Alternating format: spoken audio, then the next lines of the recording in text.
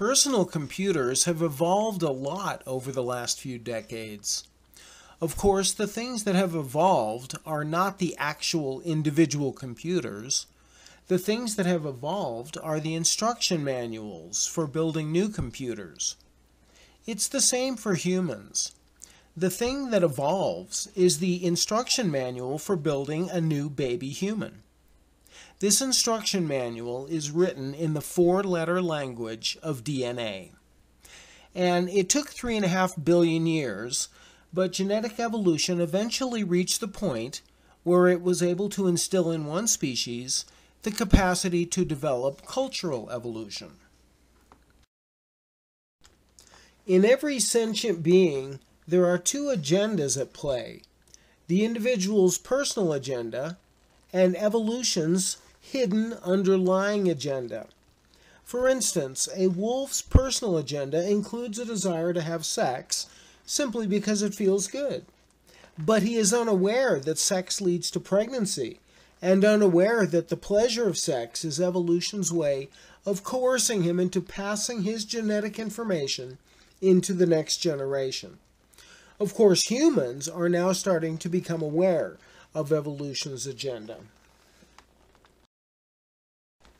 Instincts, such as salmon spawning or birds migrating, help to ensure that the individual's personal agenda is kept in sync with evolution's underlying agenda. But instincts have an inherent drawback. If the individual finds himself in an environment that is different from the one that the instinct is adapted to, the instinct may turn out to be harmful or even fatal.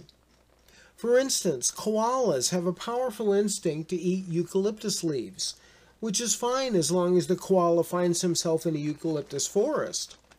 But if the environment changes, or the individual is forced to relocate, he may find himself in an environment that is totally inappropriate for the instinct. In a handful of species, including humans, the inherent drawback of instincts was solved by transforming the instinct into a drive. Drives are instincts that have been drained of specific content. Rather than the content being inborn and hardwired, each drive comes with a subdrive that compels the individual to gather information from his specific environment. For instance, all mammals are highly motivated to find a mate. In most mammals, evolution assures this will happen through a powerful instinct. And in humans, we find a no less powerful drive. And being a drive, the specific criteria by which we choose a mate is hugely influenced by the environment and is largely a matter of personal taste. Thus, a man might be attracted to a woman for her culturally acquired traits, such as her level of education, her taste in music or literature, and whether she prefers dogs or cats. Even a genetically inherited trait, such as beauty, can now be significantly enhanced through cultural means, such as the way she styles or colors her hair, her makeup, her jewelry, her clothing, her tattoos, or her expensive new breasts. Drives are so open-ended that they require decision-making, and decision-making requires a decision-maker. Open-ended drives are only possible in beings with a high level of consciousness and self-awareness. Beings with drives are far more autonomous than beings with instincts. In their most extreme expression, which occurs in our own species, drives even bring about the possibility of free will. And our level of self-awareness has been even further enhanced by cultural evolution, especially the advancements in psychology by the likes of Freud and Jung, and more recently by the advancements in genetics and neuroscience. For instance, we now know that the pleasure of sex is a trick that evolution uses to get you to pass your genetic information into the next generation. Humans have 4 primary psychological drives, one of which is the alpha drive, that motivates you to be competitive and ambitious, judgmental and ranking, It compels you to notice and focus on the differences between individuals.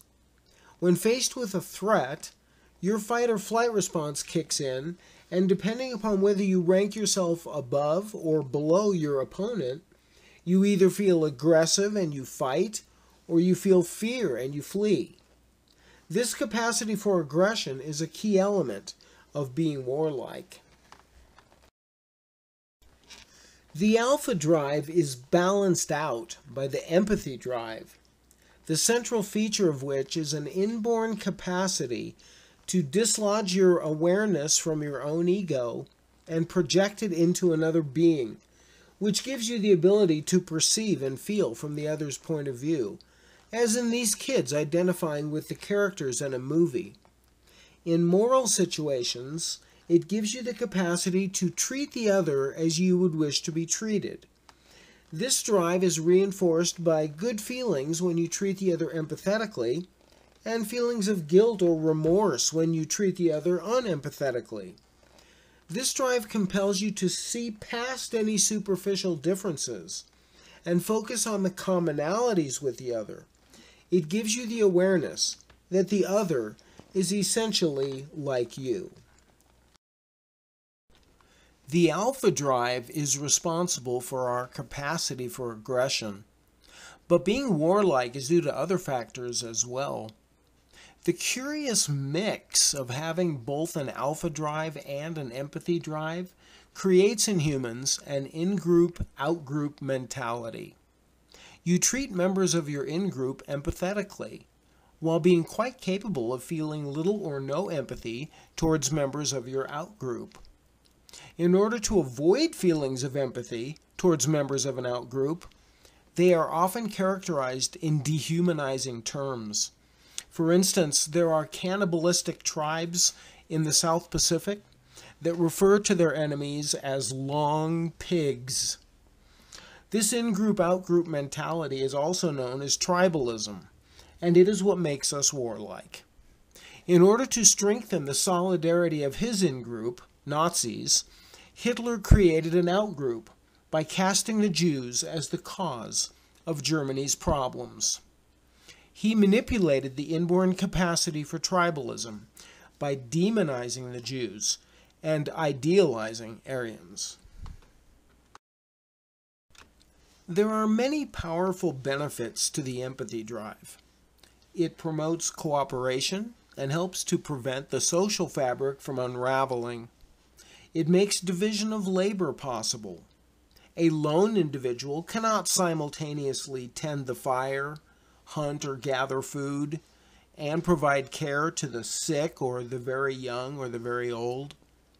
But there is another benefit that for early humans might have been the most valuable of all, which is that when it is combined with the alpha drive, the empathy drive makes us more warlike.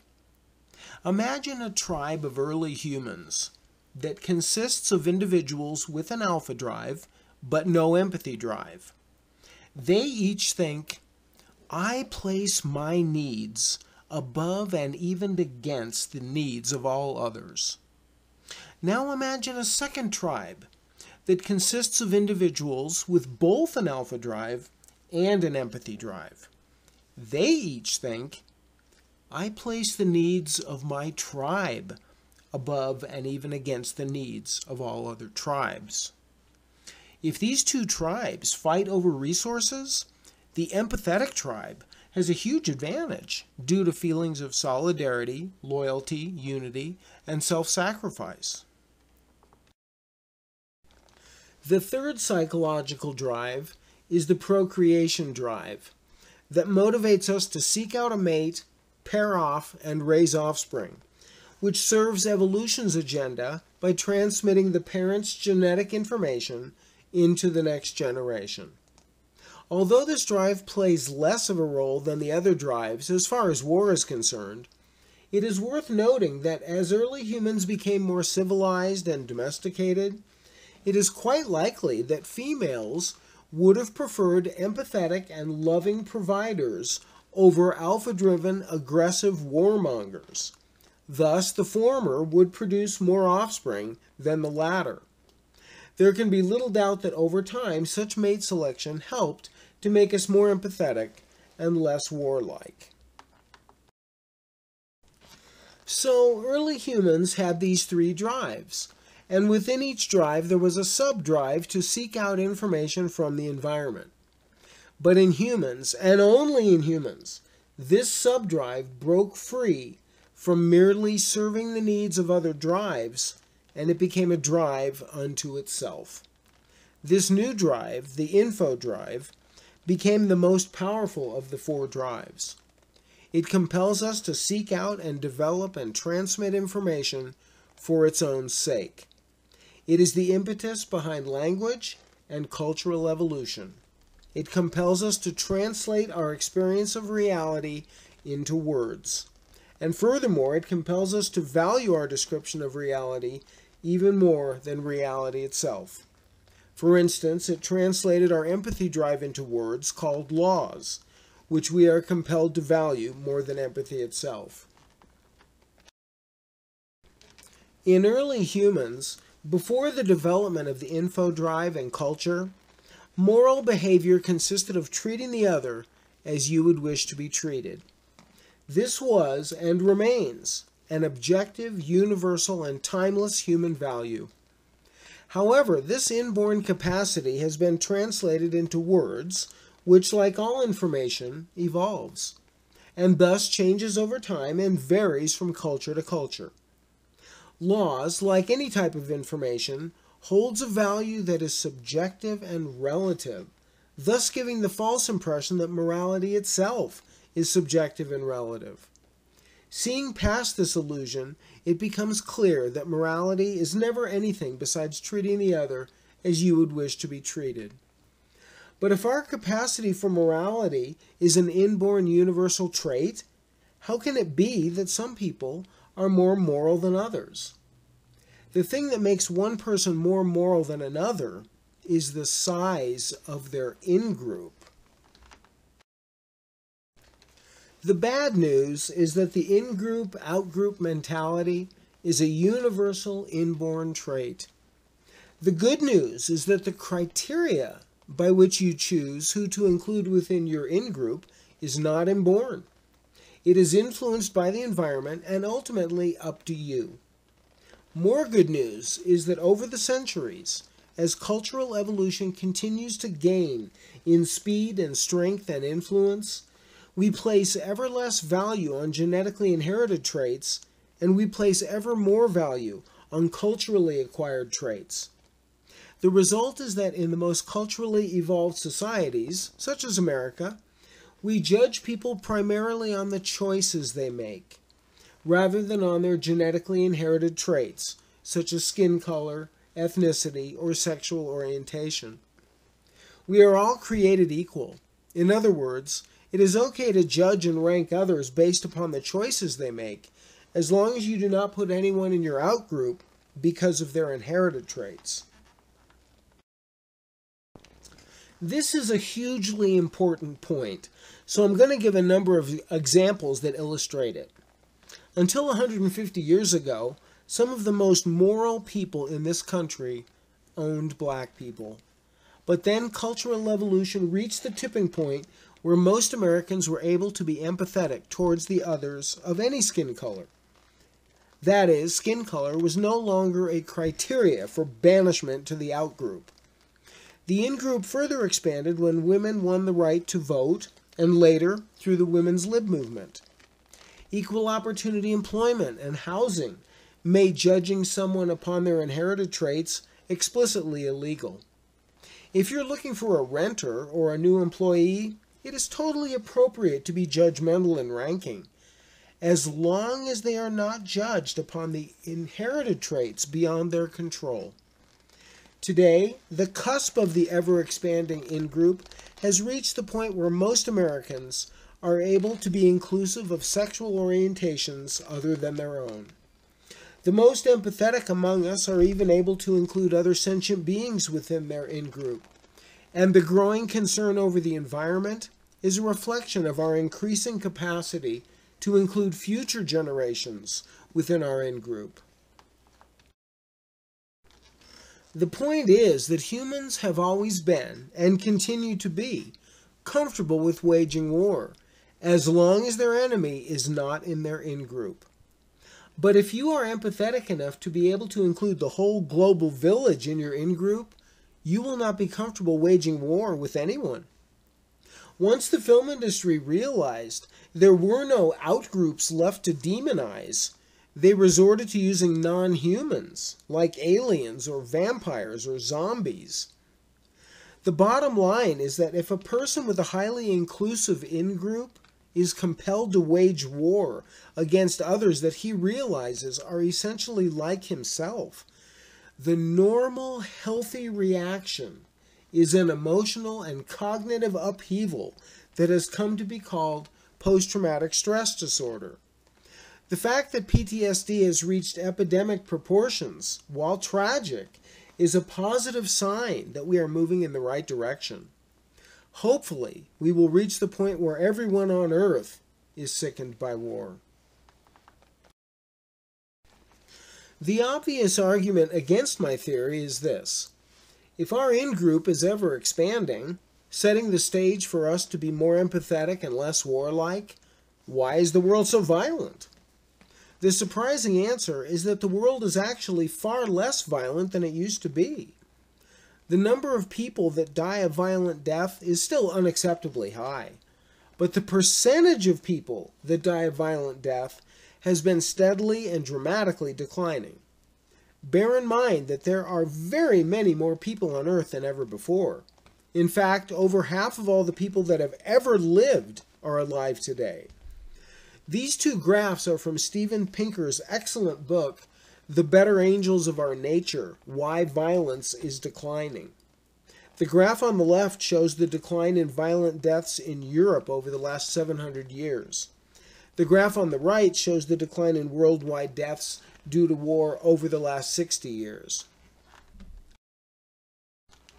It is certainly cause for optimism that as culture continues to evolve, we place ever more value on culturally acquired traits and ever less value on inherited traits, making it easier for the individual to embrace this cultural trend and expand his in-group, thus shrinking his out-group. However, the open-ended nature of drives gives us tremendous freedom of personal choice, so it will always be up to each individual to take personal responsibility for being empathetic and inclusive. There is an ancient Cherokee parable that tells of a young girl who was troubled by a recurring dream in which two wolves fought viciously with each other. When she recounted the dream to her grandmother, a village elder renowned for her wisdom, she explained that there are two wolves inside everyone, one warlike, seeing everyone else as a threat and an enemy, and one peaceful, empathetic, and forgiving. The girl then asked which one wins, to which her grandmother replied, "The one you feed."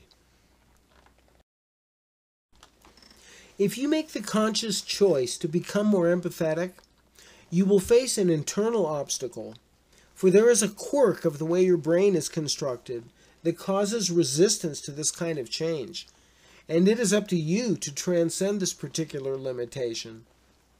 The primary manifestation of your info drive is a mental mechanism that neuroscientists refer to as the default mode network.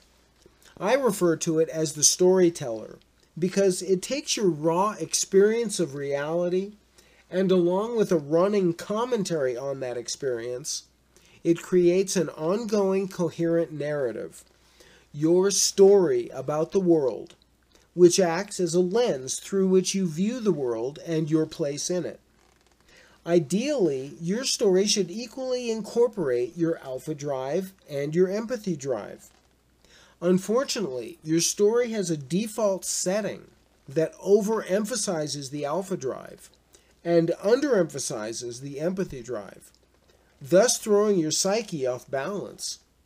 It is up to you to manually readjust these two drives to attain the proper balance, thus achieving psychological homeostasis.